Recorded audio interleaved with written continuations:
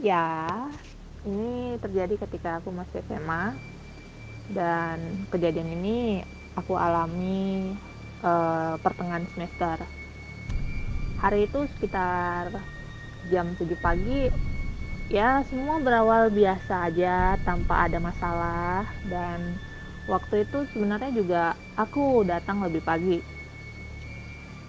Hari itu kelas masih dalam kondisi kosong dan beberapa anak sekolah juga masih belum terlalu banyak orang.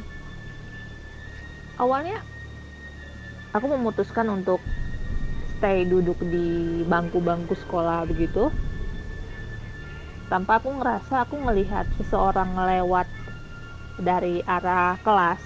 Jadi ceritanya di kelas sebelah kiriku itu, di kelasku itu sebelah kirinya adalah kelas kosong.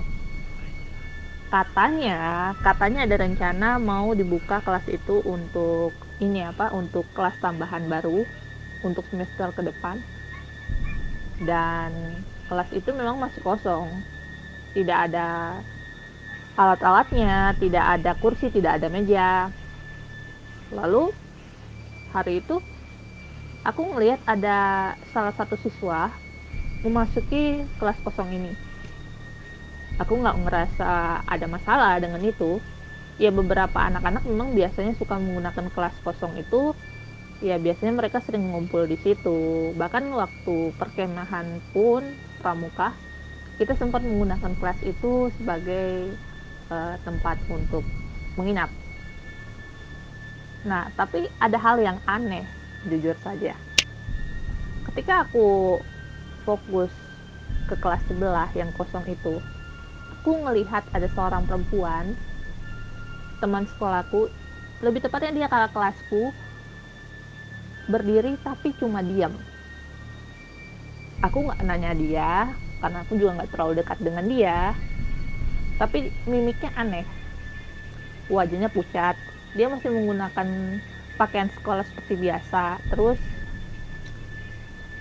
dia nggak ngomong, dia hanya berdiri di situ, di dekat tembok, dan hanya memandang keluar seolah-olah dengan tatapan yang kosong.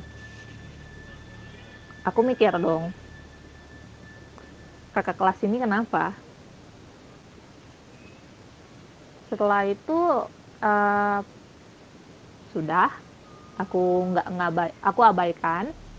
Aku pergi ke upacara sekolah, aku ngikutin yang lain, aku ya berjalan seperti sebelumnya lah. Pelajaran dimulai, cicat sama teman, sampai jam istirahat pun berlangsung. Aku ngelihat, setelah aku kembali ngelewatin kelas kosong itu, aku ngelihat dia masih ada di sana dengan posisi yang sama tanpa melakukan apa-apa. Tatapannya masih lurus ke arah jendela dengan tatapan kosong. Aku nggak tahu kenapa, aku ngerasa mulai ganjel di situ. Entah kenapa aku ngerasa dia berbeda. Akhirnya jam pelajaran ini selesai, tapi masalahnya waktu itu ternyata setelah jam pelajaran ketiga, jadi yang pertama udah dipelajari, yang kedua udah, jam istirahat juga sudah selesai, jam ketiga ini ternyata gurunya kita nggak ada. Gurunya kita lagi ada dinas waktu itu, jadi ada urusan luar sekolah, jadi kita itu dibiarkan untuk tetap berada di sekolah sampai jam sekolah itu selesai. Setelah itu aku iseng-iseng keluar kan, waktu itu mau ke kamar mandi. Ya biasalah kalau anak-anak juga sebagian juga kalau ada gurunya yang tidak masuk atau apa, kita biasanya kan keluar untuk ada yang ke kantin, ada yang ke perpustakaan. Nah aku waktu itu ke kamar mandi, nggak ada temen, tapi aku lewat ke ruangan kosong itu lagi, lewatin itu kan, dia masih ada di sana.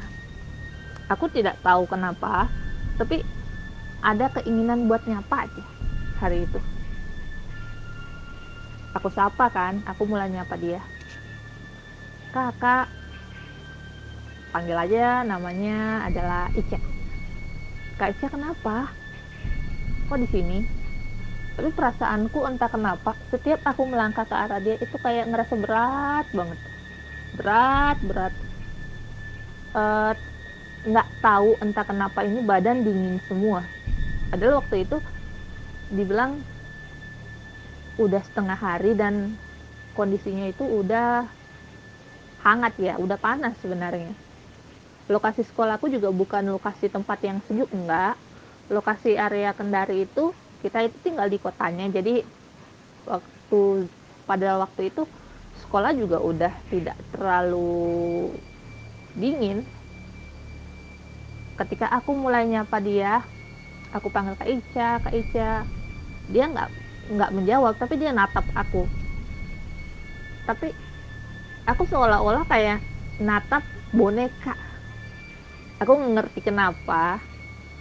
Nah, aku nanya, ngapain Kak Ica di sini? Otomatis kan gini, teman-teman sekolah sekolahku itu kan memang gurunya nggak ada, kelasnya nggak ada.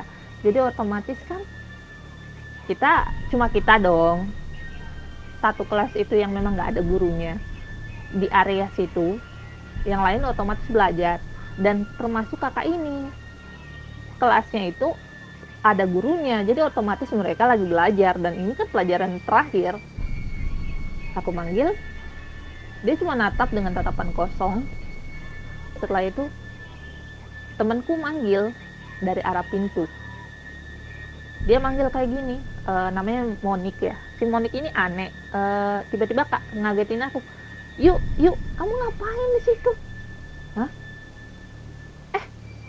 Kamu ngapain di sini?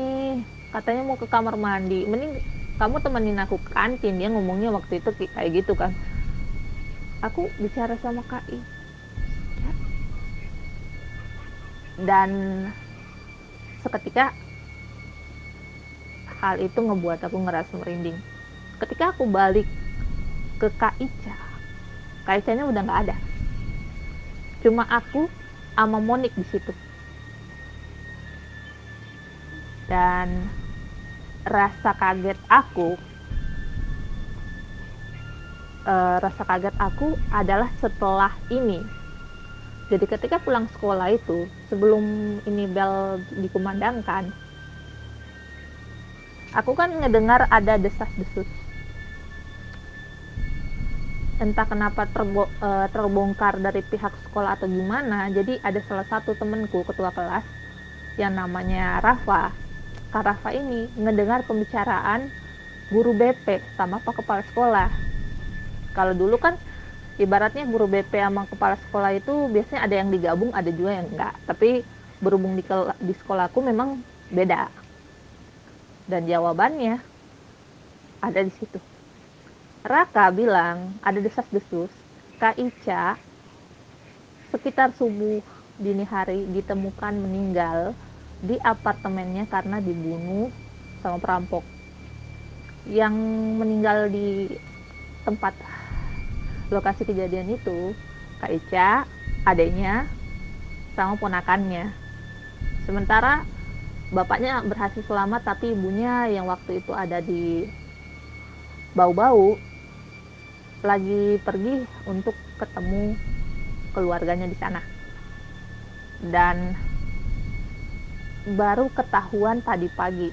Jadi kejadian kata orang, desas kata orang, katanya dia meninggal itu perkiraan mungkin dirampok subuh hari, dan polisi udah ada di TKP dan rumahnya udah diisolasi. Jadi pagi-pagi itu ternyata rame banget di sana, sampai kejadian ini dikorankan waktu itu.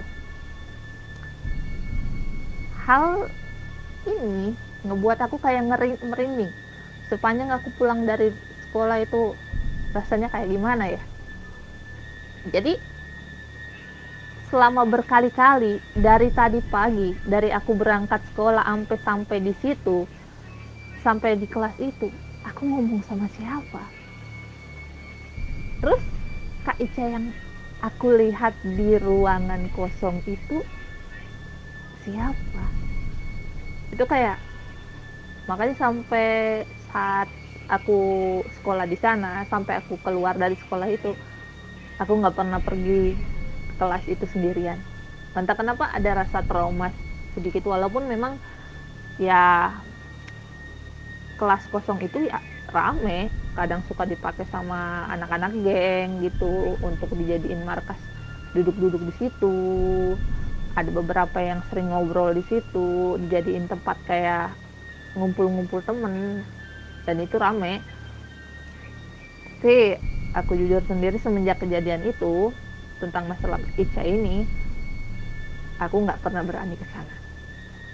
Terakhir kali aku ke sana ketika waktu kejadian supernatural itu, dan aku berpikir untuk ingin nggak ingin ke sana lagi. Oke, kayaknya segitu aja. Maaf kalau umpamanya ceritanya aneh. Ya, itu salah satu kejadian yang biasa terjadi sama aku juga sih.